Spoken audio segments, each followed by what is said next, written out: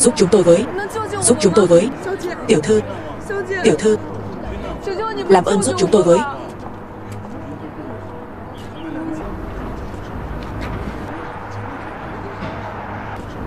Này anh làm gì thế?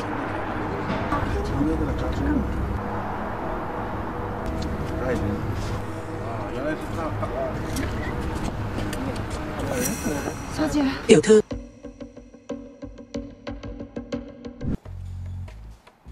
Nhà hàng Thanh Long. Có chuyện gì vậy? Anh Thành, không sao. Chỉ là bỗng dưng có nhiều cảm xúc thôi. Đúng rồi, 2 ngày vừa qua, ông nội đã dùng thuốc thân. Với lại, người giỏi y nhất Yến Kinh bây giờ cũng đang chữa bệnh cho ông. Hay là trước khi về, chúng ta ghé ăn gì đó. Nhưng thuốc đó không có tác dụng. Với bệnh của ông nội sao? Chỉ có thể tạm thời làm ổn định bệnh tình của ông nội. Nhưng không có chuyển biến gì cả. Vậy sao? Xem ra, bệnh tình của ông lão này cũng không nhẹ. Tôi đã đặt chỗ rồi. Tôi đói lắm rồi. Đi thôi. Mời cô Yến vào bên trong. Mở cho tôi một phòng hạng sang. Tôi muốn cùng người đẹp dùng bữa. Xin lỗi anh, phòng hạng sang của chúng tôi hôm nay đã được đặt trước hết rồi. Thật sự xin lỗi anh. Hết chỗ thì sao? Cô lấy cho chúng tôi một chỗ là được rồi. Cô có biết người đứng trước mặt cô là ai không? Xin lỗi cô, nhưng người đến nhà hàng Thanh Long chúng tôi là người chúng tôi không thể đắc tội. Cái gì? Còn có người mà tôi không thể đắc tội sao? Người ở phòng tiên cảnh 1 là ai? Là Long chủ của Long Quốc đang ăn tối. Phòng 2 thì sao? Yến Kinh đang tiếp đãi khách mời. Tôi không tin. Phòng 3 thì sao? Phòng đó có 2 người thanh niên. Họ là hội viên của nhà hàng Thanh Long chúng tôi. Hạng Kim Cương. Hội viên Kim Cương gì chứ? Cô đưa tôi và bảo bối của tôi đến phòng đó. Nghe chưa? Thiếu gia, chúng tôi thật sự xin lỗi. Cút đi. Nếu không thì cô gọi chủ ra đây.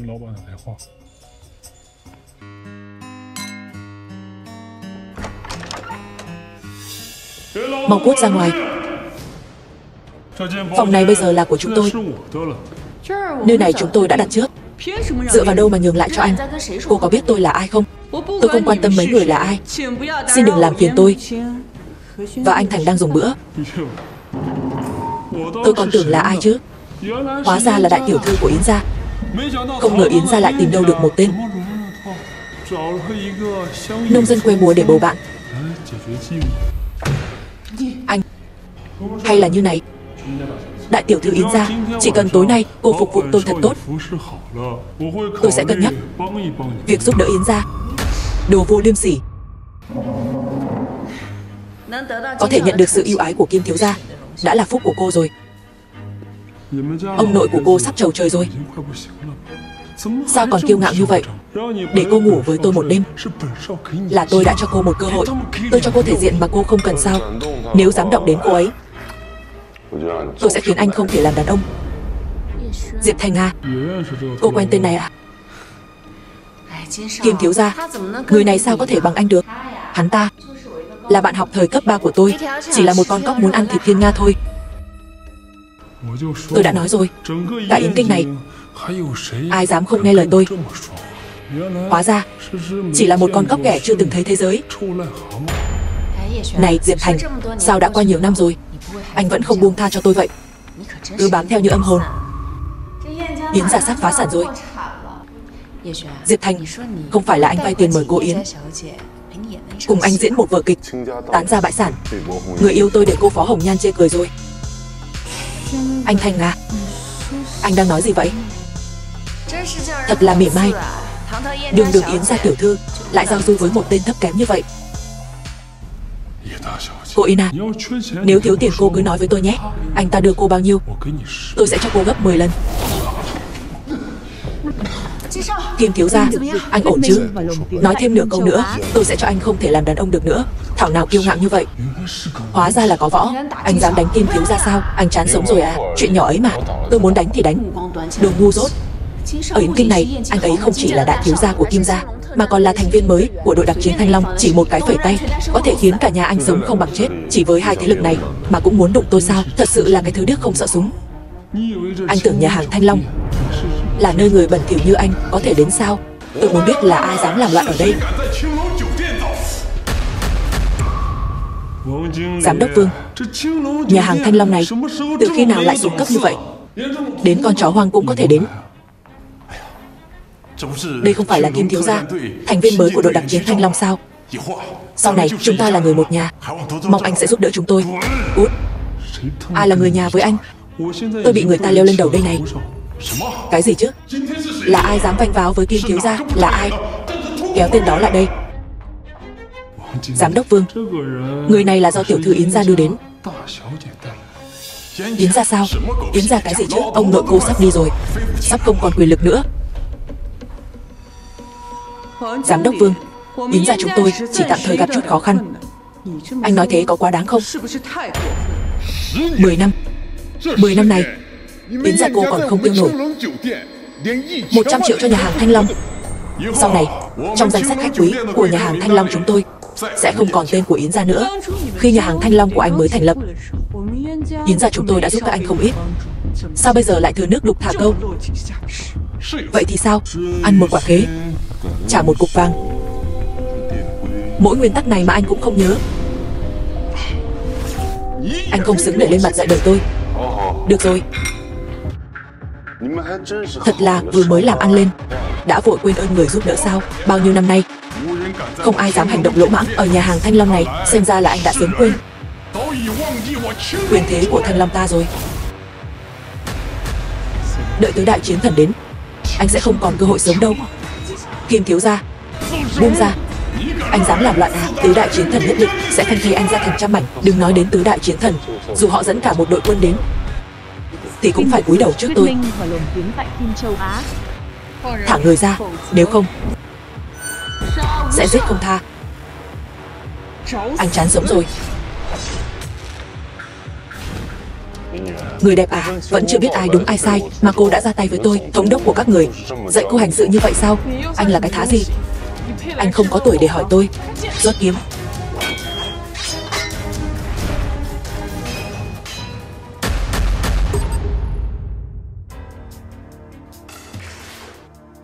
Vì sao anh biết thuật kiếm ngũ hành? Thân phận của anh là gì? Cô không đủ tư cách để biết tôi là ai. Nhưng kiếm thuật ngũ hành này, hồi 5 tuổi tôi đã luyện được. Không thể nào. Thủ lĩnh Ngọc Thiên, tôi nghe nói gần đây có một nhóm tà tu đông doanh đến lãnh thổ của ta, đe dọa đến an nguy của Long Quốc. Có khi nào là tên chết tiệt này không biết anh tu luyện gì mà mạnh lên như thế? Hóa ra là tà tu, bán nước cầu vinh, cõng rắn cắn gà nhà để đạt được công danh. Thủ lĩnh Ngọc Thiên, hãy nhanh thông báo cho tứ đại chiến thần đến tiêu diệt tên phế vật này, tránh để hắn gây tai họa. Vốn dĩ muốn tha cho cái mạng chó của anh, nhưng bây giờ thì anh không còn cơ hội nữa. Đồ xấu xa, anh muốn hại người của tôi sao? Kiếm pháp ngũ hành, băng quyền. Có vẻ như lão già Gia Cát rất coi trọng cô. Anh rốt cuộc là ai? Tôi đã nói rồi, tôi là ai. Cô không xứng để biết. Tôi thừa nhận tôi không phải đối thủ của anh. Chờ thống đốc đại nhân đến sẽ bắt sống anh. Ồ, vậy cô cứ xem hắn có dám hay không. Ai dám làm chuyện bậy ở nhà hàng Thanh Long của ta? Thống đốc đã đến, để xem anh còn vênh váo được bao lâu. Thống đốc đến, để tôi xem anh sẽ thế nào. Tham kiến thống đốc đại nhân. Đứng lên hết đi. Ngọc Thiên, chuyện gì vậy? Đại nhân, người này có thể là tà tu đông doanh. Hả? Người này không đơn giản. Nếu thật sự là tà tu, vậy chính hắn có thể kích động lão già đó. Tôi vừa mới tỉ thí với hắn, Long Bảo kiếm ngài ban cho tôi bị hắn đánh gãy rồi. Người có võ công như vậy không chỉ là người tà môn mà nội lực cũng thâm sâu khó dò. Thống đốc đại nhân, tên xấu xa phản quốc mưu danh như hắn còn nói, ngay cả khi ngài đến cũng phải cúi đầu trước hắn. Thật là một kẻ kiêu ngạo. Một tên giặc lùn ở Long Quốc của ta lại dám hỗn láo như vậy. Tên chó nhà ngươi, không phải lúc nãy mạnh miệng lắm sao? Bây giờ ngài thống đốc đang ở đây, anh còn dám mạnh miệng nữa không? Có thống đốc đại nhân ở đây, bây giờ một cơ hội nhỏ nhoi anh cũng không có đâu. Lão già Gia Cát này rốt cuộc làm cái quái gì vậy? Đã đào tạo nhiều nữ quân, còn giao chức thống đốc đội đặc chiến Thanh Long cho một tên kém cỏi như vậy. Lần sau gặp lại hắn, xem hắn ta giải thích thế nào. Diệp Thành, dù sao thì cậu cũng sẽ không thấy mặt trời ngày mai đâu.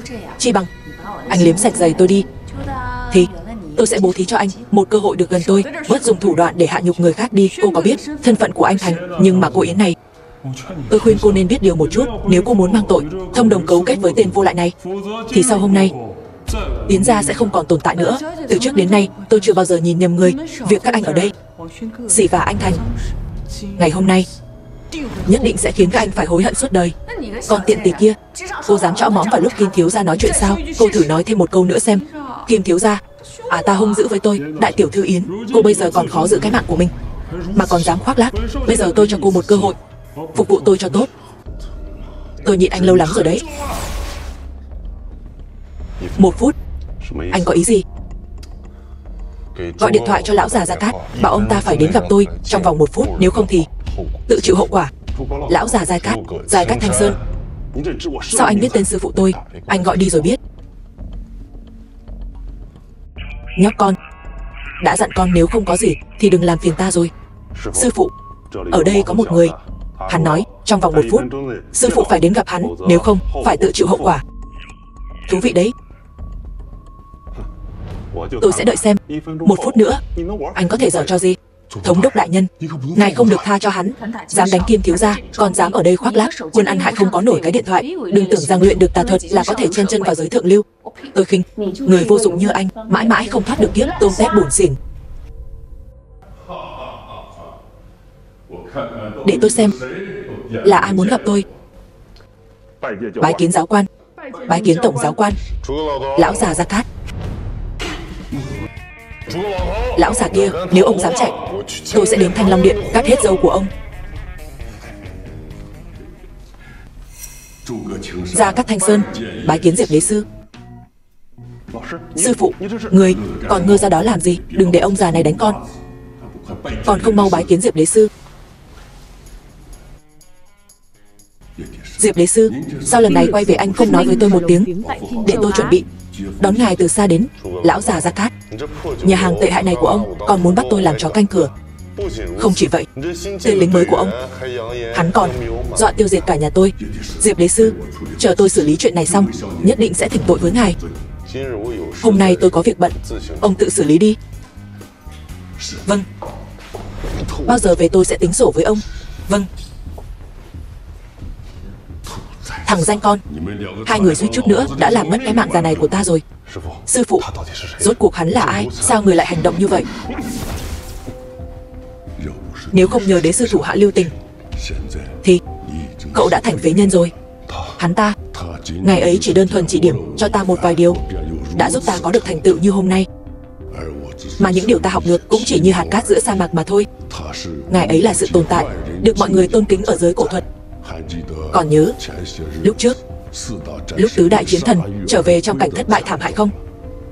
Chẳng lẽ đúng vậy, tứ đại chiến thần liên thủ tấn công, mà đế sư chỉ dùng một chiêu đã khiến bọn họ trọng thương.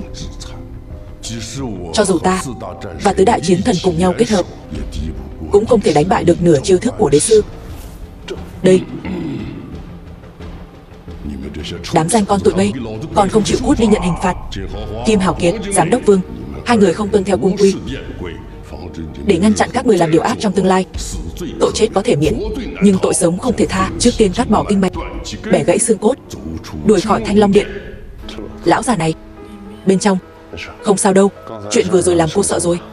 Chúng ta đi thôi. Được.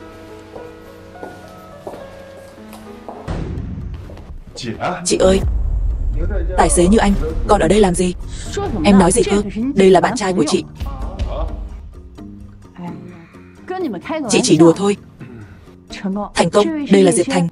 Đây là thần y chị mời tới để chữa bệnh cho ông nội. Có thể được chị tôi xem trọng là vinh dự của anh rồi đó. Xin chào, tôi là Yến Thành Công. Xin chào.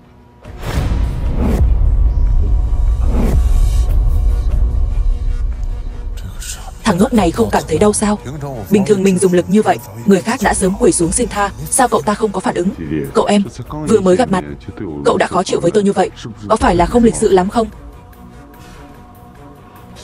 Chút mánh khóe vặt vãnh này mà cũng dám bày ra trước mặt tôi.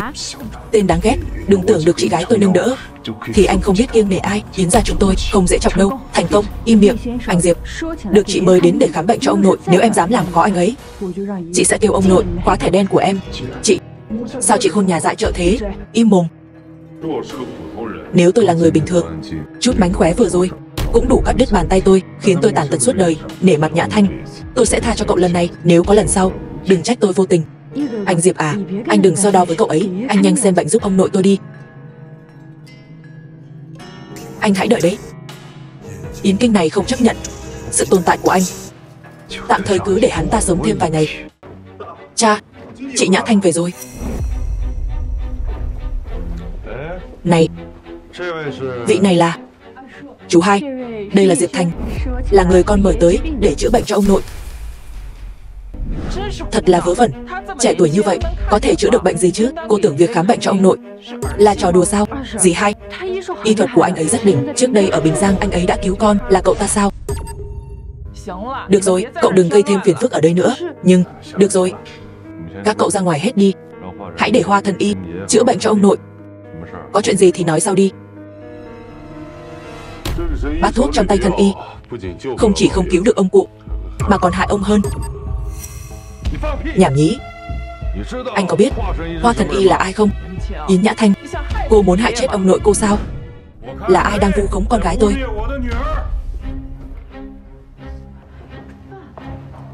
Ba, đây chính là Diệp Thành, người đã cứu con ở Bình Giang.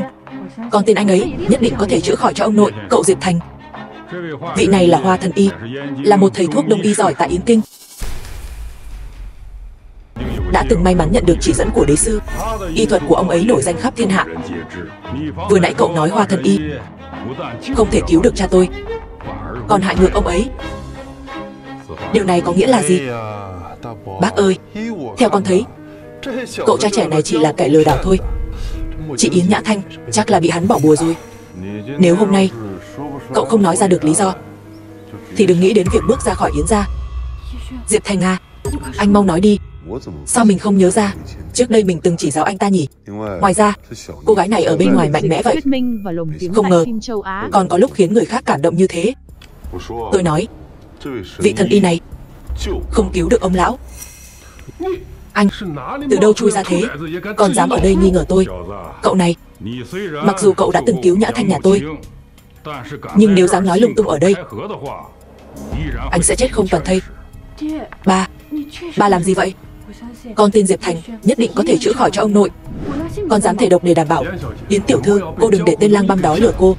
Tôi là chủ tịch hiệp hội đông y, được người đời gọi là hậu duệ của Hoa Đà. Hắn là cái thá gì mà dám ăn nói hàm hồ ở đây? Hậu duệ của Hoa Đà sao? Được thôi, vậy anh nói thử xem, gốc rễ căn bệnh của ông lão nằm ở đâu? Yến đương gia, nếu như các anh không tin lão phu thì cứ nói thẳng, không cần phải tìm một tên lang băm để làm nhục tôi. Nếu Yến gia đã mời được cao nhân, tại hạ xin cáo từ. Này, đừng chấp nhặt với trẻ danh làm gì, còn không mau quỳ xuống và xin lỗi. Hoa Thần Y ngay lập tức. Muốn tôi quỳ sao? Hắn có nhận nổi không? Hỗn xược, thằng vô tri. Đại danh Hoa Thần Y, cả kinh thành Yến Kinh này có ai không biết? Ai mà không nể thì ai cho phép cậu ở đây ra vẻ? Tôi chỉ đang giải thích sự thật. Đồ không biết tốt xấu. Nói về mối quan hệ, nói về kinh nghiệm, nói về y thuật, một người trẻ tuổi ít kinh nghiệm như cậu lấy gì so với tôi? Ông được cái già mà y thuật còn kém các khía cạnh khác. Anh đừng kiêu ngạo như vậy. Có biết Hoa Thần Y ở Yến Kinh chúng ta danh vọng lớn thế nào không? Đây là người mà bao nhiêu hào thần quý tộc xếp hàng để được gặp. Hoa Thần Y à, anh đừng chấp nhận với tên nhóc này. Đây là chút lòng thành của Yến gia chúng tôi. Cái này, đây là tinh hoa trời đất được đế sư luyện nên. Anh biết thứ này sao? Tất nhiên là biết. Khi xưa thứ này do chính tay Diệp đế sư chỉ dạy cho lão phu. Tôi đạm chí thật. Hoa Thần Y được Diệp đế sư chỉ bảo thì làm sao không nhận ra vật này được chứ?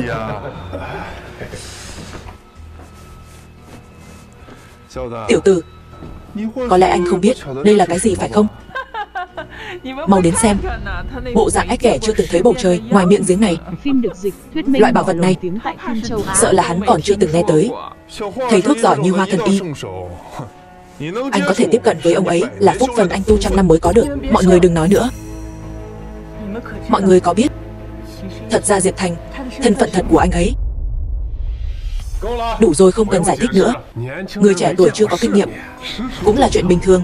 Một chai thuốc hỏng mà cũng xem như bảo bối. Cái gì? Thuốc hỏng sao? Tôi thấy anh ta không chỉ là tên lang băm mà còn là một tên ngốc không biết gì. Đồ giả mạo. Tôi nói cho anh biết, thuốc này có thể làm người đã mất sống lại. Giữ vậy sao? Hôm nay sẽ để anh được mở mang tầm mắt. Thứ được chính tay Diệt Lý sư luyện nên, mà có thể làm giả sao? Địa vị của mình trong lòng dân chúng, từ khi nào mà thành người toàn năng thế? Nhớ năm đó đế sư khen ta thông minh sáng suốt, có thể giúp người thoát khỏi đau đớn bệnh tật. Dừng lại, dừng lại. Anh nói thuốc này có thể làm người đã mất sống lại. Vậy tại sao lại vô dụng với bệnh của ông lão? Thuốc của đế sư không phải là thứ mà loại người như anh nghi ngờ. Đế sư dạy ngươi dùng miệng chữa bệnh sao? Nhã Thanh, cô đưa tên ất ơ này về là có ý gì? Còn nhóc này, có phải cô mời đến một diễn viên hài không? Chị ơi, chị là muốn để ông đi sớm, sau đó lấy thêm một phần gia sản phải không? Các người đang nói gì thế? Đủ rồi. Gia đình các người coi tôi là không khí sao? Chàng trai, hôm nay cậu nhất định phải cho tôi câu trả lời. Nếu không, đừng trách tôi vô tình. Được. Lời tôi sắp nói đây, tôi chỉ nói một lần. Tôi mong các người vảnh tai nghe cho rõ. Diễn cũng hay đấy. Im đi, có gì to tát đâu chứ. Chàng trai cứ nói đi. Có tôi ở đây, không ai dám làm gì cậu đâu.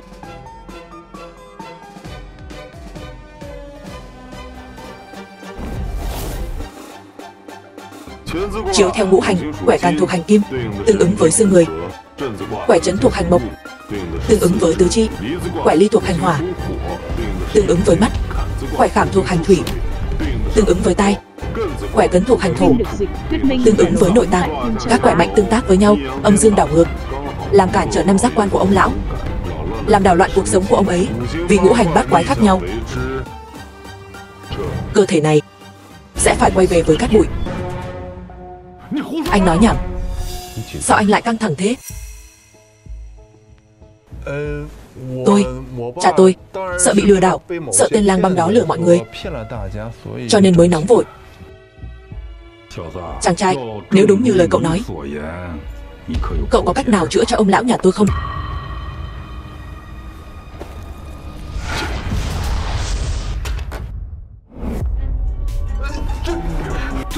Không thể nào, làm sao có thể? Ông lão tỉnh lại rồi. Tốt quá rồi, ông nội cuối cùng cũng tỉnh. Xem ra Thanh Nhi không nhìn nhầm người. Chính ra chúng ta được cứu rồi. Không thể nào. Tên tiểu tử kia đừng có làm ra vẻ giỏi giang. Yến lão gia có thể tỉnh lại là kết quả của quá trình chữa trị cực khổ, suýt nữa đã bị tên khốn nhà ngươi cướp công. Da mặt của ông còn dày hơn cả mặt đường. Anh, nhưng cũng vừa hợp với ông đó. Càng lớn tuổi càng không biết nhục. Cái thứ súc sinh. Đừng cãi nữa, lão gia tỉnh lại là chuyện tốt. Yến gia chúng tôi sẽ không bạc đãi hai vị. Không đúng. Chúc mừng cha đã tỉnh lại. Chúc mừng ông nội đã cải tử hoàn sinh. Cha cảm thấy không khỏe chỗ nào sao? Ông ơi, con là Nhã Thanh đây. Ông nhìn con nè. Ba nghe thấy không? Ba, cái này, chuyện này là sao? Thằng khốn này, anh đã làm gì ba tôi? Yến Nhã Thanh, nếu ông nội xảy ra chuyện gì, chị sẽ là tội đồ của Yến gia. Tôi tin chắc ông nội sẽ ổn thôi. Tôi tin Diệp Thành, bộ dạng không biết gì của anh ta bây giờ đã lực mất tòng tâm rồi. Chẳng qua lão gia chỉ tạm thời tỉnh dậy. Nếu để tôi tiếp tục chữa trị, tôi đảm bảo lão gia sẽ khỏe mạnh trở lại. Vậy thì nhờ cả vào Hoa Thần Y vậy. Ba, ông nội, chuyện gì đây? Cái này, chính tên này đã làm lỡ thời gian trị bệnh tốt nhất, dẫn đến khí huyết của lão gia bị đảo ngược, bệnh tình chuyển biến xấu đi. Im miệng. Tiếc thật, mình chậm hơn Kim Sơn một bước rồi. Nếu không, thiên nhãn sẽ mở ra hoàn toàn, chắc chắn có thể biết được tình trạng của lão gia. Chủ nhân, trong người Yến lão gia có gì đó, cô có thể thấy sao? Đúng vậy.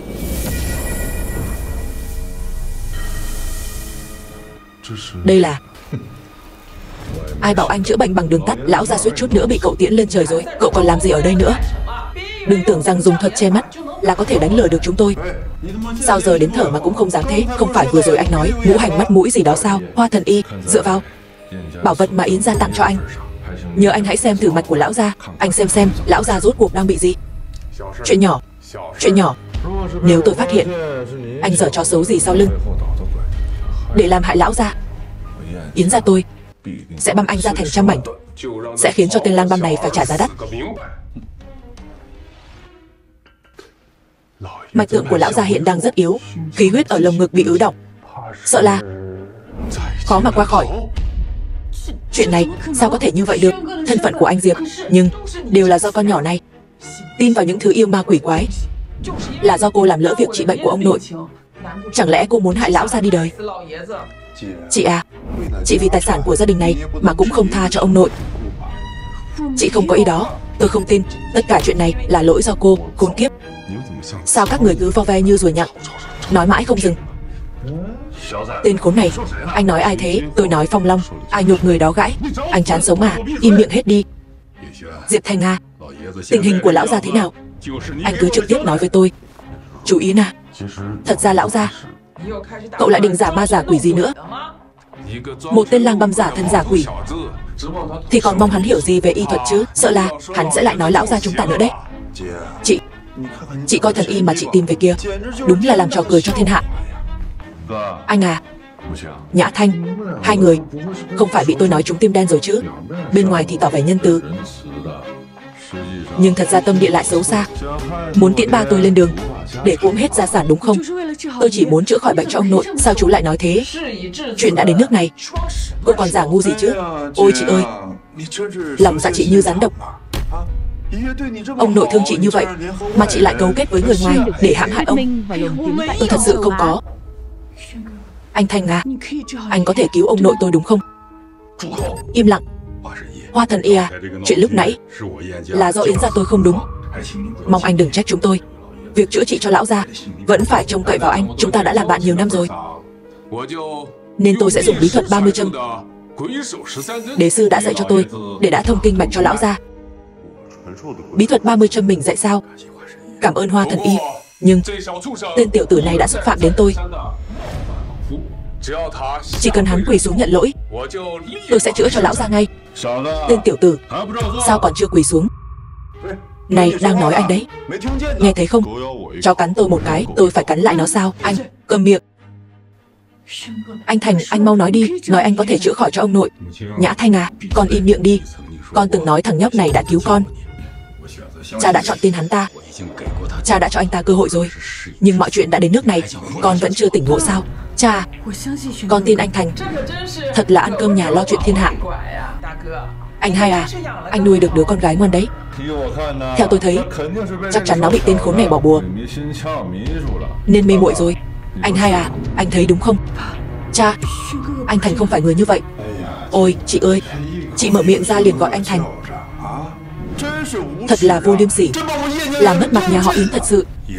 Diệp Thành, Yến Minh Quân ta là một người công bằng. Anh cứu con gái tôi, bây giờ để công bằng giữa ơn và tội. Nếu anh giúp cho con gái tôi tỉnh ngộ, tôi sẽ tha mạng cho anh. Nể mặt Nhã Thanh, tôi sẽ tốt bụng nhắc nhở các người một câu. Yến lão gia không phải là không có thuốc chữa, nhưng là người có thể cứu hắn chỉ có thể là tôi. Anh biết gì mà dám khoe khoang ở Yến gia? Người đâu? Đánh gãy chân tên này rồi đuổi ra ngoài cho tôi. Chờ chút, cha, lúc nãy anh Thành nói ngoài anh ấy ra không ai cứu được ông nội. Con có thôi đi không? Con đi về phòng đi. Không có sự cho phép của cha thì không được ra ngoài. Cha, Nhã Thanh cô không cần đi đâu cả. Hay nhỉ, cậu là người đầu tiên dám xen vào chuyện gia đình tôi. Tôi không hứng thú với chuyện nhà ông, nhưng người có thể cứu lão gia chỉ có thể là tôi. Tôi không tin. Yến gia không phải là nơi để anh giở trò. Thật buồn cười. Anh ở đây đừng động tay vào thứ gì là giúp tôi rồi. Anh suýt nữa đã tiến lão gia đi rồi, giờ còn muốn làm loạn ở đây sao? Nếu tôi nói lão gia không phải bị bệnh mà là bị kẻ gian hại thì sao? Cái gì? Vớ vẩn. Lão gia sống một đời lương thiện, không bao giờ gây thù chuốc oán, sao có thể có người hại chứ? Phòng kẻ gian bên ngoài thì dễ, phòng kẻ gian trong nhà mới khó. Anh nói vậy là có ý gì? Có phải anh muốn gây chia rẽ không? Tôi cho anh biết, cho dù vậy, Yến gia chúng tôi cũng không tha cho anh. Ngày này năm sau sẽ là ngày giỗ của anh. Tôi chỉ tiện miệng nói một câu. Sao hai người lại căng thẳng thế? Chẳng lẽ là hai người làm? Tôi vớ vẩn. Người nhà họ Yến ai cũng biết giữ phép tắc.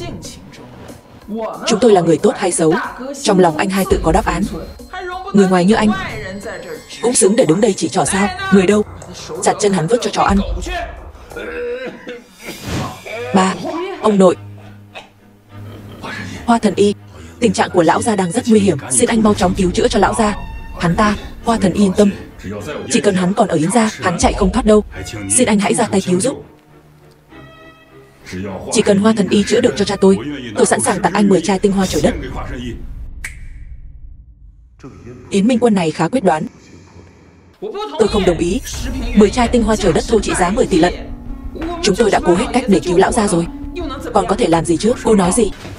Con đàn bà này, cút sang một bên. Anh dám đánh tôi? Mạng sống của ba đâu thể so với những vật ngoài thân đó. Đừng nói là 10 tỷ, cho dù là trăm tỷ, nghìn tỷ, miễn là ba có thể tiếp tục sống, Yến gia cũng sẽ chấp nhận bỏ ra. Cứ để hắn ta cứu ba đã. Có cứu sống được hay không thì không chắc. Vội làm gì? Suýt nữa làm hỏng chuyện tốt của tôi. Anh dám đánh tôi? Anh chờ đó. Xin Hoa Thần Y ra tay giúp đỡ. Cũng được. Cứu một mạng người còn hơn xây 10 tòa tháp. Vì để tích đức, tôi miễn cưỡng giúp ông lần này vậy. Cảm ơn Hoa Thần Y.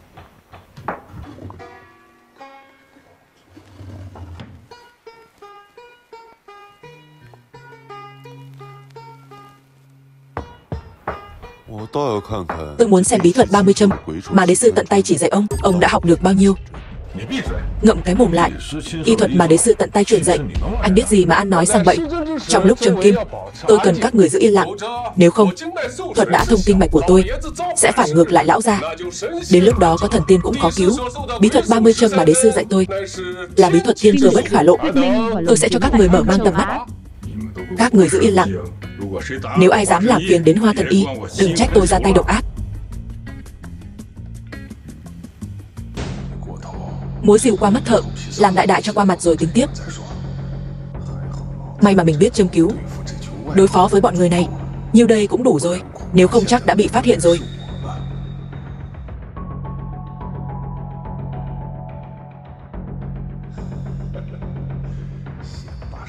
Lấy được 10 bình tinh hoa trời đất trước đã. Với số tài sản chục tỷ này, mình sẽ cao chạy xa bay. Sẽ không ai tìm được mình. Hoa Thần Y, nếu tôi đoán không sai thì anh chỉ đang châm cứu thông thường thôi, đúng không? Dám làm phiền đến tôi. Nếu tôi châm kim sai, anh có gánh hậu quả được không? Nếu bí thuật 30 châm cứ châm giống như anh làm nãy giờ, châm loạn xạ như vậy, người bệnh không chết thì cũng tàn phế. Anh biết gì mà nói. Bí thuật 30 châm này đế sư đã cải tiến rồi mới dạy lại cho tôi. Tốt nhất là anh ngậm miệng lại, nếu không người vùng đầu tiên sẽ là anh. Chàng trai, sự kiên nhẫn của tôi có giới hạn, cậu đừng có không biết điều như vậy.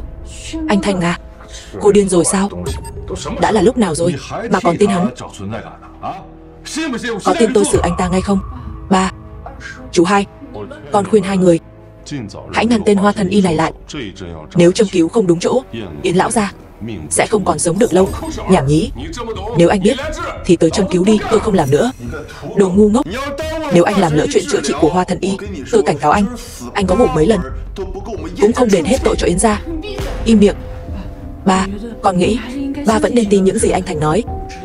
Đồ không biết xấu hổ. Đây là thời điểm quan trọng để cứu ông nội. Cô còn ở đây nói nhăng nói cuội. Dì hai dì ăn nói cho cẩn thận. Con là vì nghĩ cho ông, sao lại Thành không biết xấu hổ? Hơn nữa, anh Thành đã cứu mạng con tin anh ấy. Nhã Thanh, con đừng nói nữa. Ông nội bị hắn hại ra nông nỗi này, con còn nói đỡ cho hắn. Nếu không có Hoa Thần Y, ông nội đã đi chầu ông bà rồi. Kể từ bây giờ, không ai được phép làm phiền Hoa Thần Y. Nếu có ai quấy rầy Hoa Thần Y, đừng trách tôi vô tình. Yên tâm, có tôi ở đây, ông nội cô sẽ không sao đâu. Tôi hoàn toàn tin tưởng anh. Anh cứ yên tâm chữa trị cho lão gia. Nếu có ai dám làm phiền anh nữa, tuyệt đối sẽ không tha cho họ.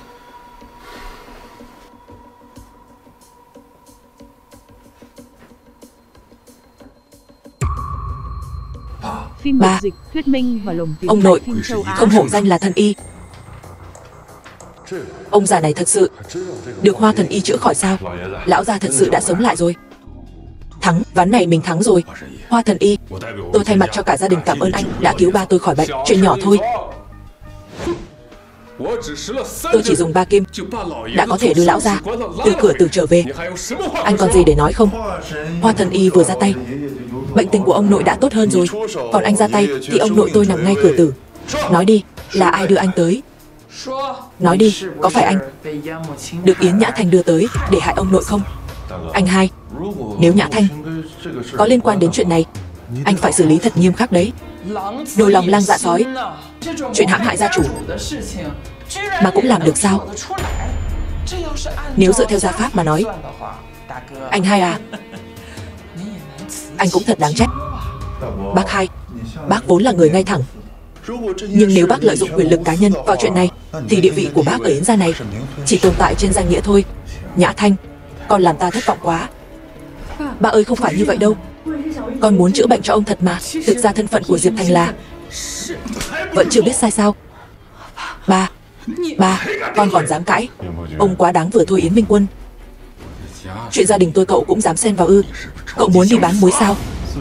Con gái của mình mà không tin, lại tin vào lời vu khống của kẻ xấu, vậy cũng đáng làm ba sao? Cậu là cái thá gì? Chuyện gia đình tôi, cậu không xứng để xen vào. Quốc có quốc pháp, gia có gia quy, phạm sai lầm thì phải nhận. Tôi nói đúng không? Cút. Còn chưa đủ sao? Cậu thật kiêu ngạo, nhưng cũng chẳng có thực lực gì. Cậu cũng coi thường tôi quá rồi đó.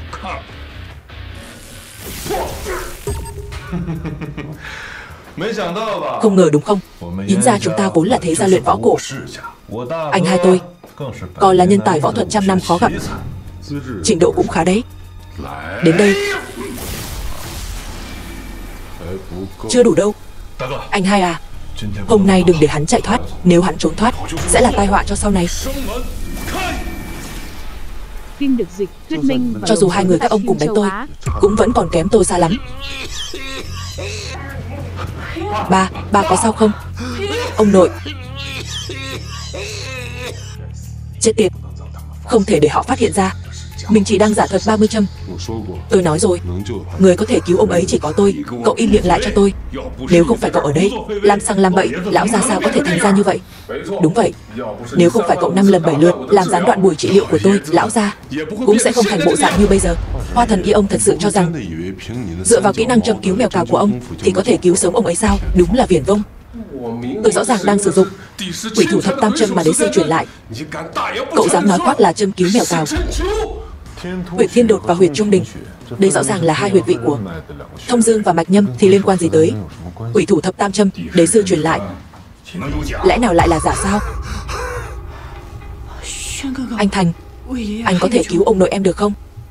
Tự cao tự đại, để tôi xem cậu có bản lĩnh gì để đưa lão ra từ cửa quỷ môn quan trở về. Được thôi, hôm nay tôi sẽ cho mấy người thấy quỷ thủ thập tam châm thật sự là như thế nào. Thuật che mắt. Đây là thuật che mắt. Đây chắc chắn là thuật che mắt. Cút đi cho tôi. Thằng nhóc này không hề đơn giản, không thể để cậu ta làm hỏng chuyện lớn của mình. Yến Minh Quân, bây giờ tôi chỉ có thể tạm thời giữ mạng sống của ông ấy. Nếu ông muốn cứu ông ấy, đừng để người khác làm phiền tôi. Dựa vào đâu mà phải tin anh chứ? Ai biết anh lại sử dụng thuật che mắt gì nữa? Đúng vậy, cậu sử dụng những thuật che mắt này để đánh lạc hướng chúng tôi, suýt chút nữa đã trì hoãn việc điều trị tốt nhất cho lão gia. Cậu chỉ muốn hại chết lão gia. Vậy mấy người còn cách nào khác không? Lão gia hiện tại chỉ có thể sống được 3 tiếng nữa thôi. Qua 3 tiếng này, chuyện gì đến cũng phải đến. Nếu không phải vì anh trì hoãn việc điều trị của Hoa thần y đã chữa khỏi cho ông nội rồi. Yến Minh Quân, tôi nói lại lần nữa, Yến lão gia bị người khác hại. Vừa rồi tôi đã phá vỡ trận pháp ngũ hành, nhưng không ngờ bên trong trận pháp lại có bọ ngải. Khi phá vỡ trận pháp đã kinh động bọ ngải, dẫn đến tình trạng ứ trệ khí huyết, không thể lưu thông. Cậu nói lão gia bị kẻ gian hại, có bằng chứng gì không? Không, nhưng chỉ cần có thể lấy được bọ ngải ra thì coi như có thể chứng minh những gì tôi nói là thật. Anh đừng nghe lời cậu ta. Anh, vừa nãy cậu ta suýt chút nữa đã hại lão gia rồi. Anh tuyệt đối đừng nghe lời hắn. Yến Minh Quân, tôi cho ông một cơ hội nữa để lựa chọn. Ba à, anh Thành là người đã kéo con về từ quỷ môn quan. Đứng lại. Anh xúc phạm Yến gia, hại gia đình tôi, còn muốn đi sao? Tôi mà muốn đi, trên đời này chưa ai có thể cản tôi lại. Được lắm, hôm nay tôi sẽ dạy cho cậu biết lễ độ. Dựa vào anh sao? Không xứng. Cậu, khoan đã. Có chuyện gì? Ông cũng muốn dạy tôi cách làm người à? Anh có cách gì? Lấy bọ ngải đó ra, dùng lửa luyện nó. Dùng lửa? Gì chứ? Dùng lửa sao? Ý cậu là gì đây? Vậy anh có cách nào khác không? Cậu nắm chắc bao nhiêu phần thành công? Không đến 50%. Vậy thử một lần đi. Lựa chọn khôn ngoan đấy. Anh hai, anh không thể để cậu ta làm bậy được. Có chuyện gì xảy ra, tôi sẽ chịu trách nhiệm. Anh hai, mạng sống của lão gia, anh gánh nổi không? Nếu còn chậm trễ, tính mạng của lão gia coi như xong. Các người còn có cách nào khác sao? Lửa lên.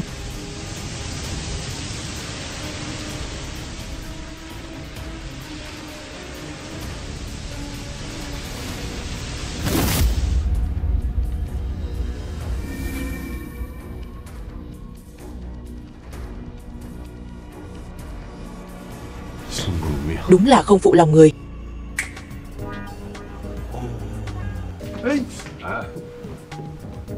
Không cần lo, ông ta chạy không thoát khỏi Yến gia đâu. Ba, thật không ngờ cậu ta chữa khỏi cho lão gia thật rồi. Ba, ông nội sắp tỉnh rồi. E là không giấu được. Không sao. Dù sao thì bọn họ cũng không có bằng chứng. Đúng vậy. Lúc đó cũng không có ai khác. Được rồi, mau qua đó xem đi, nếu không bọn họ phát hiện đấy. Ông nội, tôi bị sao vậy? Ba đã hôn mê hơn 1 tháng rồi. Chúng con còn tưởng ba bị bệnh lạ gì đó, nhưng thật ra là bị kẻ gian hãm hại. Đúng vậy đó. Ba có nhớ trước khi hôn mê đã xảy ra chuyện gì không? Tôi không nhớ gì. Vậy tốt rồi. Anh hai, anh yên tâm, chuyện này tôi sẽ điều tra cho rõ, đòi lại công bằng cho ba. Kẻ chủ mưu làm chuyện này không phải là anh sao? Cậu nói năng vớ vẩn. Diệp Thành, tôi biết cậu không thích nó, nhưng cậu không thể nói lung tung như vậy. Cậu này là... Ông nội, đây là Diệp Thành. Anh ấy đã cứu ông. Diệp Thành. Ba muốn làm gì vậy? Yến lão gia vừa mới tỉnh dậy, nghỉ ngơi chút đi. Những việc khác sau này hãng nói. Được. Nhã Thanh, con ở bên cạnh chăm sóc ông nội đi. Chúng ta tìm chỗ khác nói chuyện. Diệp Thành, cậu cứu sống lão gia, Yến gia chúng tôi rất cảm kích. Nhưng việc này không phải để cậu có thể nói lung tung như vậy. Đừng tưởng rằng cậu cứu được lão gia thì cậu có thể ngậm máu phun người. Những lời tôi nói, trong lòng anh tự hiểu rõ. Tôi không hiểu anh nói gì. Có điều, Yến gia chúng tôi không dung thứ cho người ngoài làm bậy. Không phải ai cũng có thể ở Yến gia làm sằng làm bậy. Hơn nữa Yến gia cũng không xứng để tôi phải đến làm bậy. Tạm biệt. Khoan đã. Chuyện cũ vẫn chưa giải quyết xong. Anh hai, chúng ta xử lý cậu ta thế nào? Yến gia các người muốn qua cầu rút ván à? Ái chà, đánh giá mình cao quá đó. Cậu xứng sao? Cứ cho là cậu cứu được lão gia thì đó cũng là phúc phần ba đời mà cậu muốn cũng không có. Lúc trước cậu ở nhà, tôi ăn nói bừa bãi. Chuyện này chúng tôi còn chưa tính với cậu. Nếu như để cậu đi, chẳng phải cho cả Yến Kinh này biết Yến gia tôi dễ bắt nạt sao? Đến lúc đó đồn đại ra ngoài, bất kỳ ai cũng có thể đến Yến gia làm bậy à? Người đâu? Bắt tên khốn này trói lại cho tôi. Đợi đã, các người hiểu lầm rồi. Tôi chỉ muốn hỏi xem cậu ta có bằng chứng không? Anh hai, anh có ý gì đây? Tôi chỉ muốn biết sự thật. Yến Minh Quân, ý anh là gì chứ? Này, anh thả tin, người mới chỉ gặp qua một lần thôi, hơn là anh em ruột của mình sao?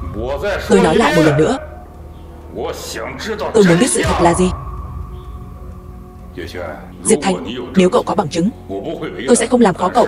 Nhưng nếu như cậu nói lung tung không có bằng chứng, tôi tuyệt đối không thể tha cho cậu. Chuyện này cũng dễ thôi. Bọ ngải một khi rời khỏi vật chủ sẽ lập tức trở về bên cạnh người nuôi nó. Chúng ta thả bọ ngải ra, thử là biết ngay thôi.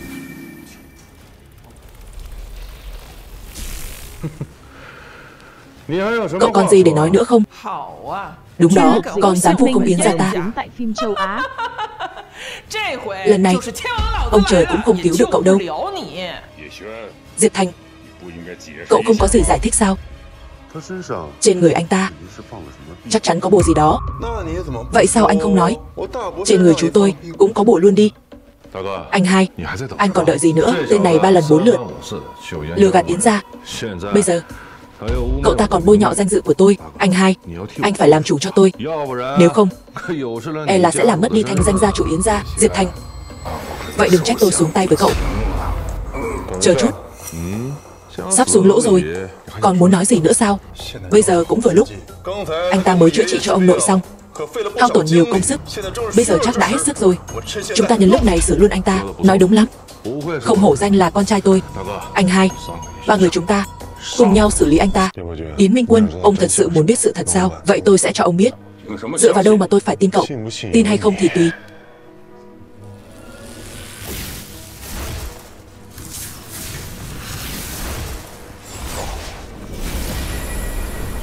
Huyền Hoàng nghe lạnh.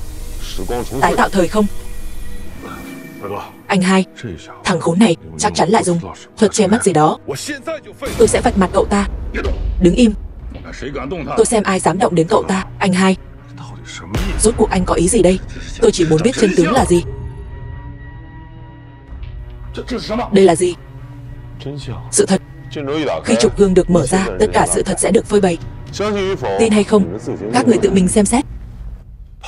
Ba, nếu cậu dám giở trò, cậu cũng biết hậu quả rồi đó.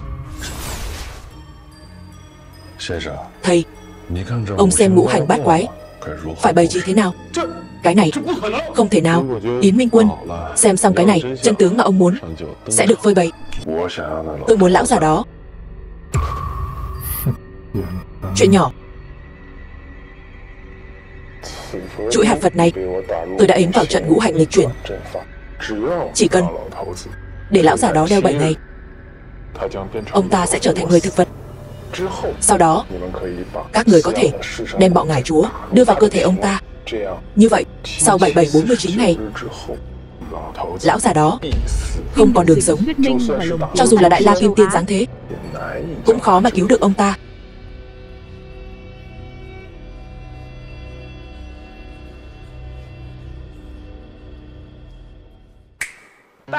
Ba nhìn này, mấy thứ quý giá này là do cháu trai của ba đặc biệt đi tìm khắp nơi để tặng ba. Vậy à? Ba nhìn cái này xem. Đây là bức tranh nổi tiếng nhất thế giới, bức ngũ nhạc đồ đấy. Chúc ba sức khỏe vững chãi như núi, không gì lay được. Tốt lắm. Ba xem những viên pha lê này đi. Món đồ trang trí này dùng những viên đá pha lê dưới đáy đại dương tạo thành đấy. Không dễ dàng gì có được, đều là thứ hiếm có khó tìm. Cái này trên thế giới chỉ có mấy viên này thôi. Tất cả đều do cháu trai ba tặng đó. Ôi, cháu trai của tôi thật có lòng. Được lắm, không buộc ông nội thương con. Ba nhìn này, chuỗi hạt này cháu trai của ba đặc biệt lặn lội xa xôi đến Ấn Độ thỉnh về đó. Cái này sao? Đúng vậy. Ba nhìn xem, chuỗi hạt này không chỉ có công dụng kỳ diệu trong việc duy trì sức khỏe, ngoài ra còn có công dụng thần kỳ, kéo dài tuổi thọ. Tốt quá. Ba nhất định phải đeo nó mọi lúc mọi nơi. Tốt. Tốt lắm.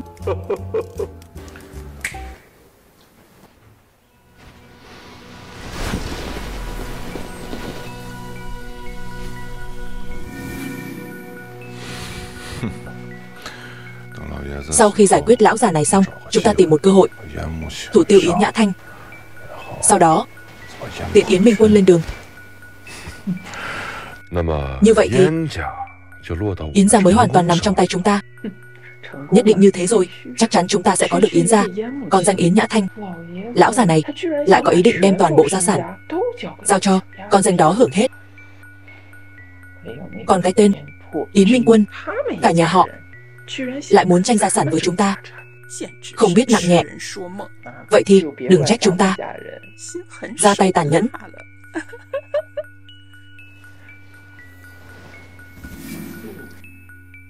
Yến Minh Quân, ông cũng rõ hết rồi. Được lắm. Cả nhà các người đúng là không bằng cầm thú. Yến Phát Đạt, cậu còn lời nào để nói không? Anh hai, hai anh em chúng ta vào sinh ra tử mới có được ngày hôm nay. Anh không tin tôi sao? Yến Minh Quân, anh tốt nhất đừng ép chúng tôi đến bước đường cùng.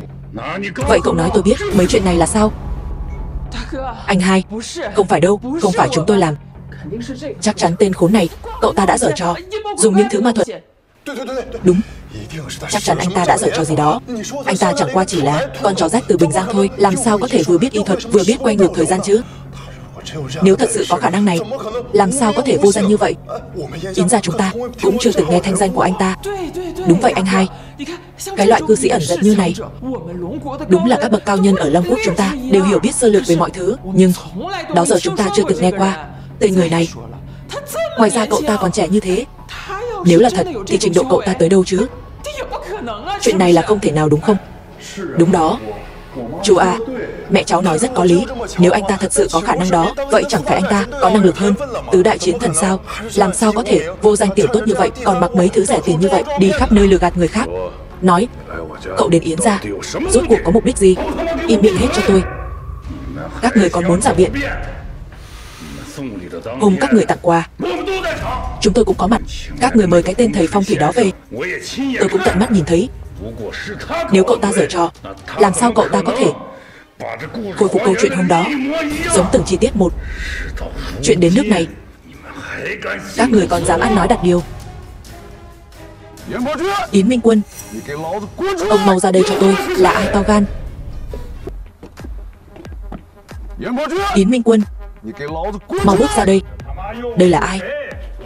Tôi đang giải quyết chuyện gia đình, đừng tự làm mất mặt mình chứ. Ý anh là tôi tự tìm phiền phức sao? Anh Kim à, tôi không nói anh. Tôi đang bận chút việc riêng, không biết là anh đến. Thật xin lỗi. Yến Minh Quân, con gái của anh thật có bản lĩnh. Anh Kim, ý anh là sao? Chẳng lẽ con gái tôi đắc tội với anh? Chuyện này có hiểu lầm gì không? Hiểu lầm sao? Con trai tôi đã tàn phế rồi, thì hiểu lầm gì ở đây? Anh Kim, anh nói sao? Ai đã làm chuyện đó? Yến gia chúng tôi nhất định sẽ đòi lại công bằng cho anh. Đòi lại công bằng sao? Vậy thì đưa con gái anh ra đây để tôi xử lý. Cái gì? Ba, ông nội mệt rồi, con sẽ đưa ông đến phòng làm việc nghỉ ngơi. Ba, sao ba nhìn con như vậy? Con đã làm gì Kim thiếu gia? Hắn bị cắt đứt gân cốt, bị đánh gãy xương, tất cả là do hắn tự chuốc lấy. Cô nói sao? Con thật là làm chuyện tốt thì ít, chỉ có phá là hay. Yến Minh Quân, sao các người không hỏi nguyên nhân của chuyện này? Trừ khi cậu chính là người từ nhóm tà thuật nông doanh đến. Chàng trai, tôi khuyên cậu chú ý ăn nói một chút. Rốt cuộc là chuyện gì? Chuyện này không liên quan đến Nhã Thanh, là do hắn tự chuốc lấy, không thể trách người khác. Các người có chuyện gì thì đến tìm tôi. Đúng, đáng đời hắn. Yến Minh Quân, người mà con gái ông đưa về, tên khốn này không chỉ tu luyện tà thuật mà còn hủy hoại con trai tôi. Anh nói xem, chuyện này giải quyết như thế nào? Tà tu sao? Cái gì? Anh ta tu luyện tà thuật sao? Vậy là rõ ràng rồi, hắn là người tà đạo. Anh hai, những gì anh vừa nhìn thấy đều do thuật che mắt. Chắc thằng nhóc này cố tình khiêu khích chúng ta. Đúng rồi, nhất định là thằng khốn này đã dùng tà thuật để hãm hại chúng ta. Ba, là Diệp Thành đã cứu mạng con, cũng là anh chữa khỏi bệnh cho ông nội. Yến Thanh, con đừng nói nữa, thật buồn cười. Em là sao? Đường là người của Yến gia, chỉ dựa vào lời nói một phía của người khác là bắt đầu bán tín bán nghi. Đến từng tuổi các người, ai cũng hồ đồ như vậy sao? Hổ không gầm. Anh lại tưởng Yến gia chúng tôi là con mèo à? Ông nói ngược rồi. Con hổ không gầm chính là tôi, còn nhà họ Yến các người là cái thá gì chứ? Mạnh miệng thật đấy, sao dám phỉ báng Yến gia tôi? Anh thấy chưa anh hai, thằng chó này luyện tà thuật, hắn đến nhà chúng ta chắc chắn có mục đích bất chính nào đó. Ba, anh Thành thật sự không giống như lời họ nói là Kim Hào Kiệt. Hắn 5 lần 7 lượt làm nhục con, còn muốn quấy rối con. Anh Thành là người ra tay giúp đỡ con. Yến Nhã Thanh lọt vào mắt xanh của con trai tôi, đó là may mắn của cô. Nếu không có Kim gia thì cũng không có Yến gia các người. Đúng thế, anh Kim nói chí phải, đồ không biết tốt xấu. Cô nghĩ tại sao Yến gia chúng ta dựa vào đâu để tồn tại đến bây giờ? Nếu không phải Kim gia chia cho chúng ta quyền năng của giọt tinh hoa đất trời, hôm nay cô hồ đồ như vậy không phải là muốn hại Yến gia sao? Các người chia sẻ quyền năng của giọt tinh hoa đất trời. Sao nào? Bây giờ đã biết anh đắc tội với thế lực gì rồi phải không? Muộn rồi. Đây là thứ mà ông dựa vào để khoác lác sao? Hiện nay ở Yến Kinh này, Kim gia là gia tộc mạnh nhất. Ngoài ra chúng tôi còn nắm trong tay quyền năng từ giọt tinh hoa đất trời của đế sư. Vậy có nghĩa là ông không quan tâm đến thanh danh của con gái mình sao? Yến Minh Quân tôi không đến lượt anh lên mặt dạy đời. Người đâu? Bắt hắn ta lại. Chờ đã, bây giờ có hối hận cũng không kịp nữa.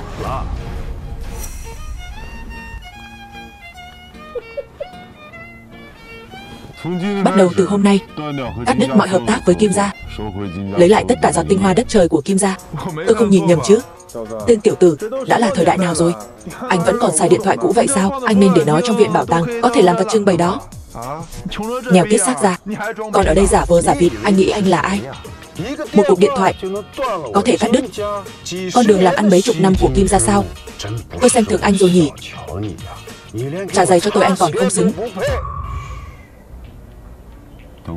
Lát nữa ông sẽ biết, dù ở Yến Kinh hay là Long Quốc, người dám nói chuyện với tôi như thế không tới 5 người. Thật trùng hợp, ở Long Quốc dám nói chuyện với tôi như vậy một người cũng không có. Tên tiểu tử, có phải anh bị dọa sợ rồi không? Anh tưởng anh là thiên vương sao? Như này đi, trước tiên anh quỳ xuống lại anh Kim ba lạy, sau đó lại chui qua chân tôi.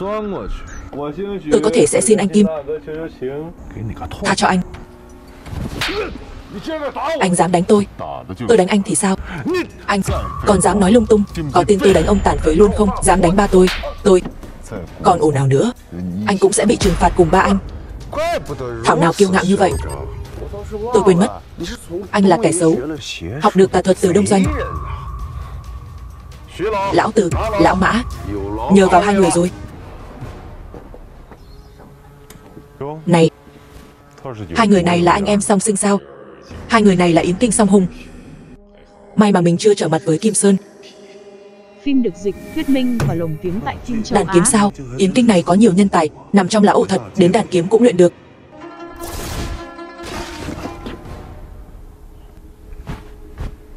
Được đấy, có một chút bản lĩnh đấy. Nhưng đối với tôi cũng chỉ là ruồi muỗi thôi. Hai vị, tên khốn này gièm pha hai vị như vậy. Hai người đừng tha cho hắn, cứ chơi tới đi. Có chuyện gì thì tôi chịu trách nhiệm. Chiêu diễn đàn sao? Hôm nay sẽ cho các người về đoàn tụ với tổ tiên.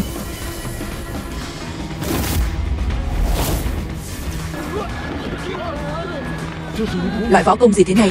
Đây không phải là Như Lai thần trưởng trong truyền thuyết sao?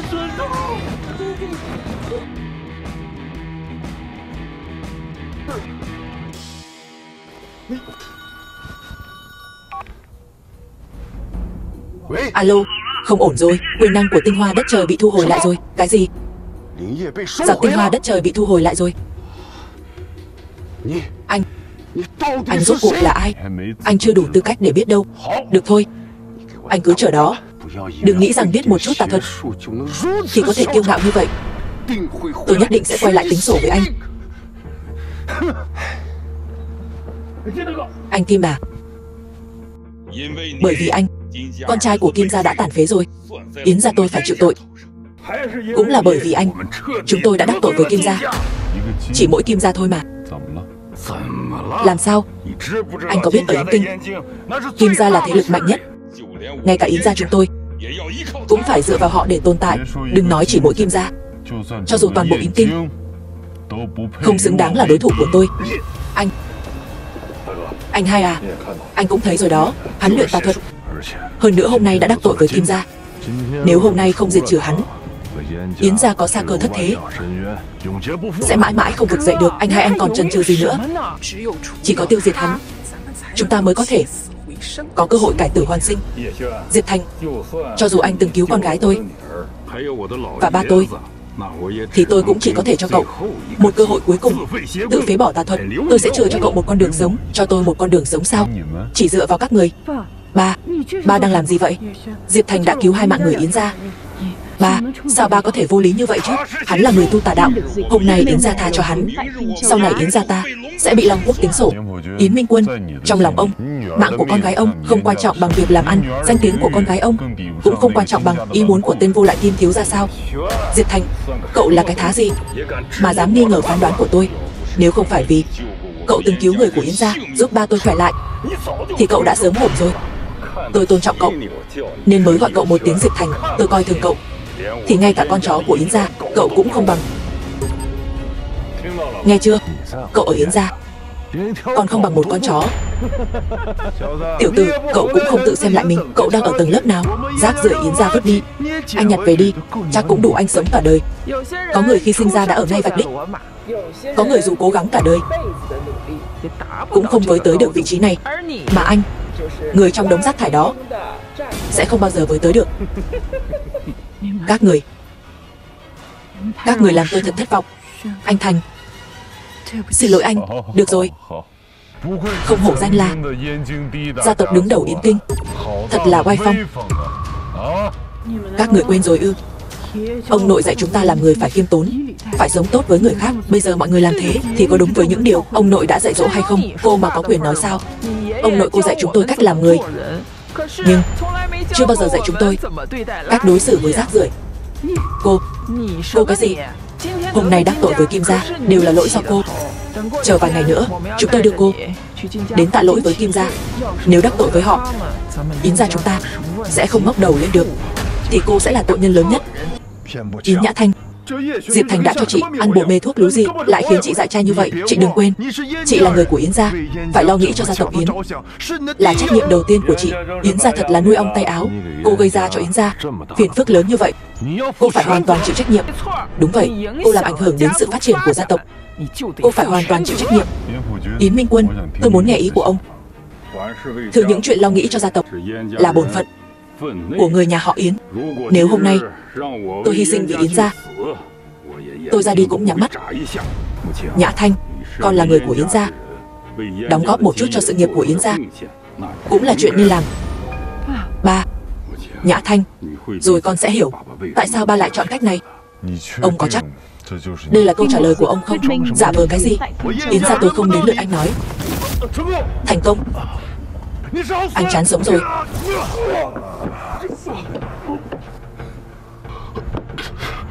Cái loại bất hiếu, bất nhân như ông có biết tại sao tôi muốn để ông nói không?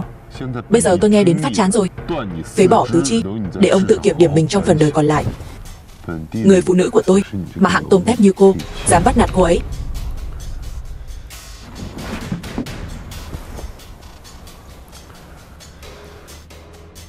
Yến Minh Quân, hôm nay tôi tha cho ông một mạng, coi như là trả cho ông công ơn nuôi dạy Yến Thanh. Kể từ hôm nay, hai người không còn liên quan gì đến nhau nữa. Chúng ta đi.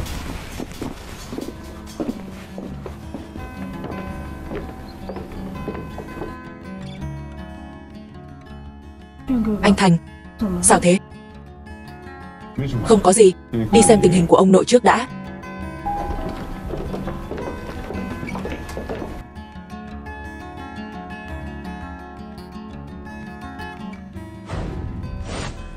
Đứng lại.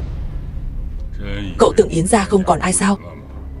Một người ngoài làm loạn ở Yến gia không tính, đằng này còn dám can thiệp vào chuyện gia đình tôi. Con gái tôi không đến lượt người ngoài như anh quản. Xử hắn đi.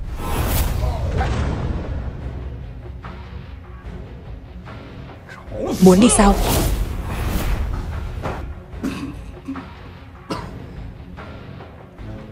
Sức mạnh của ông chỉ có vậy thôi sao?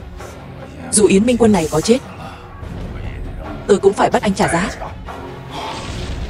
Kinh môn mở. Đốt cháy sinh mạnh, kích phát tiềm năng. Ở trước mặt người khác thì chiêu thức này rất mạnh, nhưng trước mặt tôi cũng chỉ là hàng tôm tép mà thôi.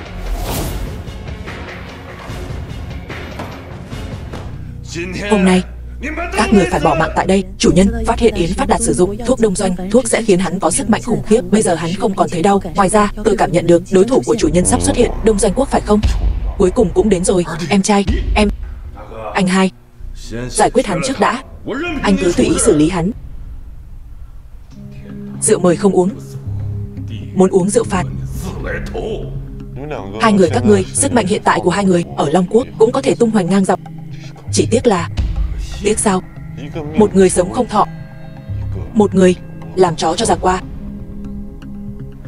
Cái gì? Em trai, lời hắn nói có đúng không? Thuận em tu luyện là đông doanh tả thực sao? Anh hai à, em cũng hết cách rồi. Phế bỏ tay chân em còn đáng sợ hơn bắt em bỏ mạng. Vì vậy em chỉ có thể chơi khô máu. Vì để tiếp tục sống mà em chọn làm con chó cho bọn đông doanh. Chờ anh giải quyết xong chuyện này, anh sẽ tính sổ với em. Tất cả là do anh. Con kiến nhỏ bé mà dám hỗn xược với ta. Được nha, cũng thú vị đấy. Thằng nhóc không biết trời cao đất dày. Cùng một chiêu thức, với tôi mà nói, trước mặt tôi đây, không cần giả vờ đâu. Anh hai, anh còn đợi gì nữa? Cậu chọn làm con chó theo chân người đông doanh, tôi tuyệt đối không tha thứ cho cậu. Anh hai, im đi, đợi tôi xử lý xong cậu ta sẽ tính hết với cậu. Yến Minh Quân, ông cũng ngớ ngẩn thật đấy. Bây giờ em trai ông mới là ma đạo. Ông không những không chống lại anh ta mà còn thông đồng cấu kết. Ông làm vậy mới khiến Yến gia rơi vào vực thẳm không đáy. Danh con, chơi trò ly gián sao? Cậu còn non lắm, chơi trò ly gián hả? Tôi đây mà cần dùng mấy thủ đoạn này sao? Đợi tôi xử anh xong, sau đó sẽ giải quyết em trai tôi sau. Cậu nên lo việc của mình đi. Một gia tộc sống nhờ vào sự bố thí của người khác thì có nghĩa lý gì chứ? Danh con, chuyện nhà chúng tôi không đến lượt cậu quản. Tiếp chiêu đi. Dừng tay lại. Tất cả dừng tay cho tôi. 3. Đồ trời đánh. Nhã Thanh, ở đây nguy hiểm. Con mau dìu ông nội về phòng nghỉ ngơi đi. Hai thằng con trời đánh này có biết người đứng trước mặt các người là ai không? 3. Tên này luyện tà thuật, hại Yến gia chúng ta, thậm chí còn cùng với Nhã Thanh đắc tội Kim gia. 3.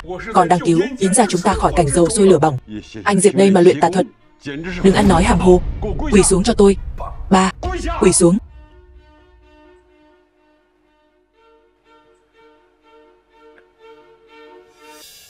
Yến Bách Thiên khấu kiến Diệp đế sư. Đứng lên đi.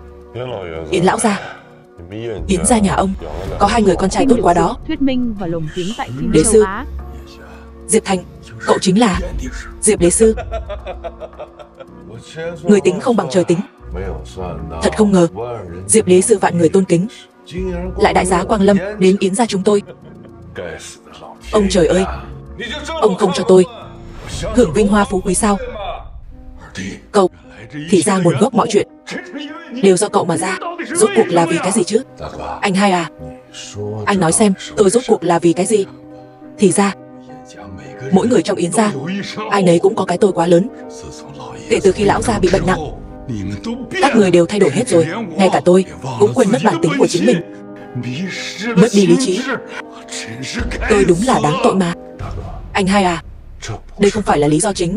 Lý do chính là các người đều không đáng được sống. Súc sinh, Yến gia đối đãi không tệ với anh, sao anh lại làm thế? Ông nội, không sao đâu, chỉ là tức giận quá thôi. Không cần lo, có Diệp đế sư ở đây, chúng ta sẽ không có chuyện gì đâu. Em, sao lại biến thành bộ dạng như thế này? Tử Thanh cũng đã không còn 20 năm nay rồi. Mẹ tôi sao? Tử Thanh, chuyện này có liên quan gì đến em ấy? Cậu nói rõ cho tôi biết. Tại sao Tử Thanh lại qua đời? Có liên quan gì đến cậu? Rốt cuộc chuyện quái quỷ gì đã xảy ra? Bởi vì tôi cũng yêu cô ấy. Cái gì? 25 năm trước đáng lẽ chúng tôi đã kết hôn rồi. Nhưng sự xuất hiện của anh cướp cô ấy khỏi tôi. Nhưng anh lại không trân trọng cô ấy. Mẹ, 20 năm trước, kể từ tai nạn đó, ngay cả những hoài niệm cuối cùng cũng mất theo cô ấy. Tử Thanh không còn. Tất cả là do anh. Những chuyện đã qua cứ tưởng đã quên rồi, còn tưởng anh em các người đã sớm hòa giải rồi. Không ngờ rằng anh lại ôm hận trong lòng. Cho dù là vậy, sự nghiệp quốc gia sớm bị cậu bán đứng. Cậu đó lại bám chân. Bọn người đông doanh đó, từ xưa đến nay, chống lại người đông doanh chính là điều khắc sâu vào tiềm thức người Long Quốc. Đó là lịch sử mà người Long Quốc chúng ta không thể nào quên. Theo chân người đông doanh, tội không thể tha. Anh nói mấy thứ này Phim được dịch có ích gì chứ? và lồng tiếng tại phim châu Á. Người của Yến gia trước giờ chưa từng coi trọng nỗ lực của tôi, là do các người lấy đi hết tất cả. Em trai à, ba vốn dĩ muốn để giao nghiệp lại cho cậu quản lý. Bây giờ nói giao cho tôi quản lý. Các người vốn không nghĩ như vậy. Minh Quân nói không sai. Ban đầu tôi muốn đem gia nghiệp Yến gia giao cho cậu quản lý, nhưng chưa kịp công bố, tôi lại bệnh đến mức không ngồi dậy nổi. Không ngờ rằng anh lại đi theo chân đám người đông doanh đó.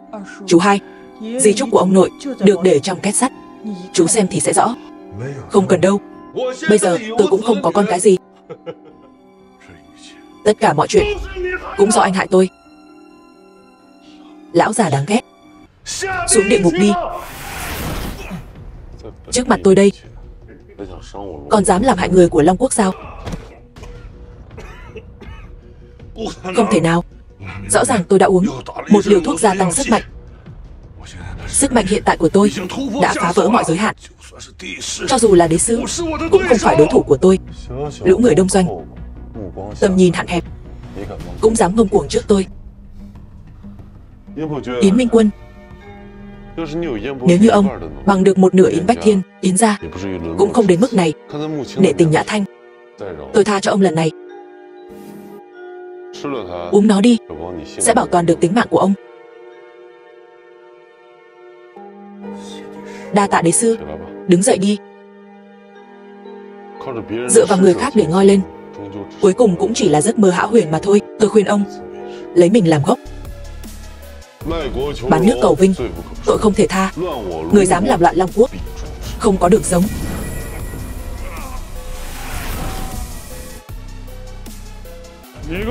Tên khốn kiếp, hôm nay chính là ngày giỗ của anh.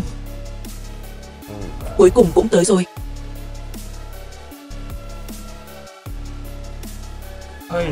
Đoán thử xem tôi là ai? Giả thân giả quỷ. Anh ta, không phải anh ta đã bị trừng trị rồi sao? Các người, lẽ nào thấy tôi trở lại không vui sao? Anh, sao anh lại không có chuyện gì? Không phải chứ, lão già Gia Cát đó không trừng trị anh sao? Ông ta dám lừa tôi à? Tôi nhớ các người nhiều lắm. Vì vậy tôi mới trùng sinh, một lần nữa gặp gỡ các người, tiếp tục mối duyên này. Thanh Long Điện đối xử tàn nhẫn lắm sao? Lão già Gia Cát đó quả thật tàn nhẫn lắm đấy. Tĩnh mạch toàn thân của tôi đều bị ông ta làm tắc nghẽn hết, hơn nữa chân tay và xương cũng bị ông ta làm gãy hết. Tôi còn tưởng cả đời chỉ có thể nằm một chỗ, nhưng ông trời không tuyệt đường sống của con người đã mở ra cho tôi một cơ hội. Giờ tôi không chỉ sống mà còn có thể thoải mái bay nhảy. Hơn nữa, tôi còn tu luyện được nhiều thứ mới. Chờ giải quyết hết các người, tôi sẽ đi dạy dỗ lại lão già Gia Cát đó, trả mối thù này. Anh cũng phải còn mạng mới đi được chứ. Đúng là mạnh miệng mà. Yến đại tiểu thư, đợi tôi xử lý tên khốn này xong, tôi và cô sẽ bàn chuyện hợp nhất với nhau. Thế nào? Hỗn xược, súc sinh, còn dám nói bậy. Minh Quân, bà. Minh Quân, người đẹp, bây giờ tôi sẽ chiếm lấy cơ thể cực âm của cô. Tôi khuyên tốt nhất không nên làm vậy, nếu không tôi sẽ khiến anh chịu đựng nỗi đau thấu tận tâm can. Diệp đế sư, không thì hai chúng ta thương lượng chút. Con chó của đông doanh không có tư cách nói điều kiện với tôi. Cơ hội chỉ tới một lần, không có lần hai đâu. Tôi cũng cho anh một cơ hội. Bây giờ cút khỏi Long Quốc, nếu không ngày này năm sau chính là ngày giỗ của anh. Diệp đế sư, anh vẫn cứ ngoan cố như vậy. Mỗi người dân Long Quốc đều biết giữ gìn bản thân mình. Một nước nhỏ làm sao có thể so được với văn hóa ngàn năm của Long Quốc. Đúng là chán sống.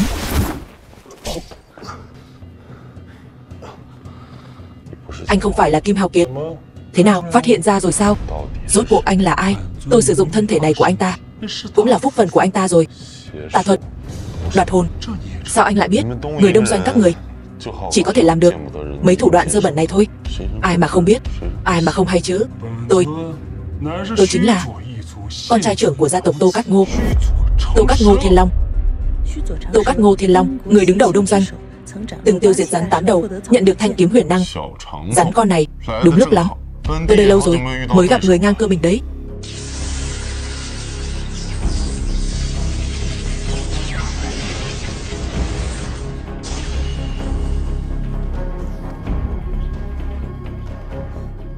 Tô Cát Ngô Thiên Long, anh chính là người đứng đầu Đông Doanh sao? Phim được dịch, thuyết minh và Phải. lồng tiếng tại phim châu Hôm Á. nay tôi sẽ tiêu diệt người đứng đầu Đông Doanh, dùng thân xác của anh bồi đắp phúc mạch của Long Quốc, dùng máu thịt của anh gột rửa sông biển của Long Quốc, dùng mắt của anh lấp đầy núi non của Long Quốc, mang lại cho Long Quốc một mảnh trời thanh bình.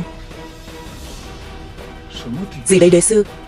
Đối với tôi, anh chẳng là cái thá gì hết. Ngô Tuyết bảo vệ Nhã Thanh. Vâng, thưa chủ nhân.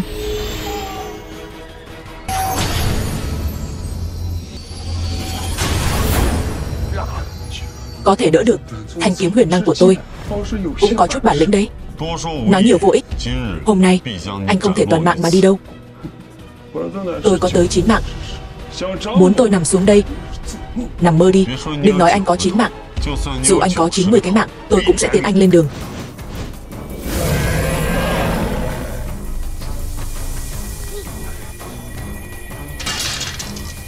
Thứ vô dụng này chẳng có chút tích sự gì. Đối phó người Đông Doanh, cái này gọi là huyết mạch đè xuống, áp chế huyết mạch. Bớt nói sung đi. Định khiến tôi dối trí sao? Anh cũng có bản lĩnh chút đi. Đánh không lại thì chơi chiêu à? Nếu có bản lĩnh thì tiếp chiêu đi. Đối phó anh, tôi cũng không cần phí nhiều sức vậy. Được lắm.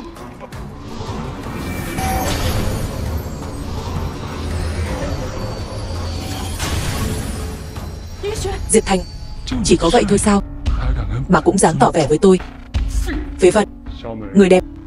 Nếu không phải cô có cơ thể cực âm, kiếm có khó tìm, nếu không vì các người giúp tên phế vật này, tôi nhìn thôi cũng thấy chán ghét rồi. Cầm miệng. Một tên Đông Doanh rách nát, còn dám xúc phạm Long Quốc sao? Đồ ăn hại. Tên rác rưởi này lại dám mắng tôi. Bây giờ tôi cho anh một cơ hội để lập công. Kết cục thế nào anh tự hiểu rõ. Tôn thượng yên tâm, tôi sẽ dọn sạch đám rác rưởi này. Em trai, đừng chấp mê bất ngộ nữa. Bây giờ tôi mất hết tất cả. Tôi chỉ muốn sống thôi. Làm vậy có gì sai sao? Làm lại từ đầu. Chúng ta vẫn có thể sống tốt. Yến gia còn chưa lụi tàn.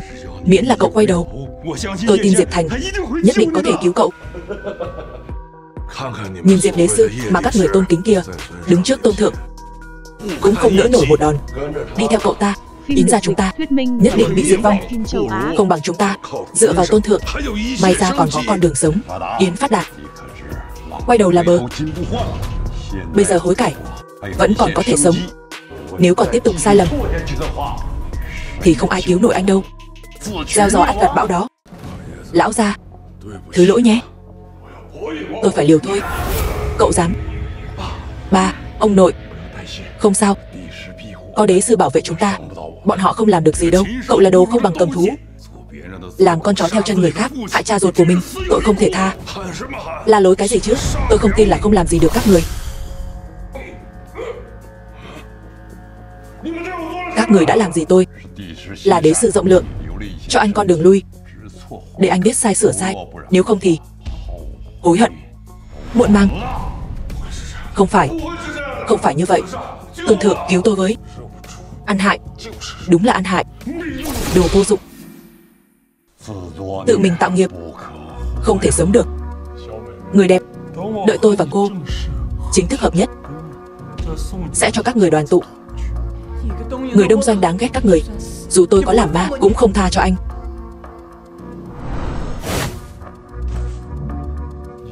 Mạng của cô nằm trong tay tôi, được sống hay không cũng phải do tôi quyết định.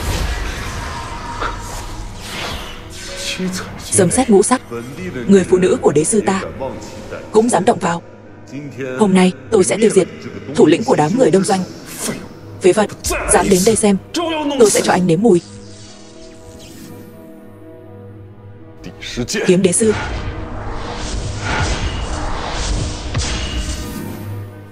Bất luận lúc nào, bất luận nơi đâu, kẻ nào dám xâm phạm Long Quốc đều phải đền tội.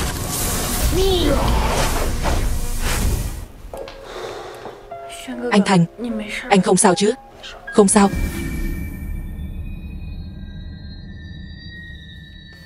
Bất luận kẻ nào, nếu như lại dám đến xâm phạm Long Quốc, sẽ không toàn thây, đầu rơi máu đổ.